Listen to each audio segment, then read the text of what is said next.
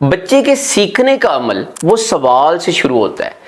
آپ نے مشاہدہ کیا ہوگا کہ اگر آپ کے گھر میں 2-4 بچے ہیں تو آپ نے دیکھا ہوگا کہ بچے بعض اوقات اتنے سوالات کرتے ہیں کہ آپ تنگ پڑ جاتے ہیں۔ بچہ جب بھی کسی نئی چیز کو دیکھتا ہے تو اس کے ذہن میں کئی پہلوں سے سوالات جنم لیتے ہیں، اور ان سوالات کے جواب کے لیے وہ اپنے والدین کی طرف رجوع کرتا ہے۔ بچہ یہ سمجھتا ہے کہ اس کے والدین کے پاس ہر سوال کا جواب موجود ہے، اسی لیے بچہ جب بھی کنفیوز ہوتا ہے تو وہ اپنے والدین کی طرف سوال لے کر جاتا ہے، لیکن بعض اوقات والدین تنگ پڑ جاتے ہیں۔ بچہ جب کوئی سوال پوچھتا ہے تو والدین اس کی حوصلہ شکنی کرتے ہیں، وہ کہتے ہیں چپ ہو جاؤ، ہر وقت بولتے رہتے ہو۔ بچے جب بھی سوال کرتے ہیں اور والدین جب ان سوالوں کے جوابات نہیں دیتے تو بچوں کی دل شکنی ہوتی ہے اور ان کے سیکھنے کا عمل جو ہوتا ہے وہ رک جاتا ہے۔ لہٰذا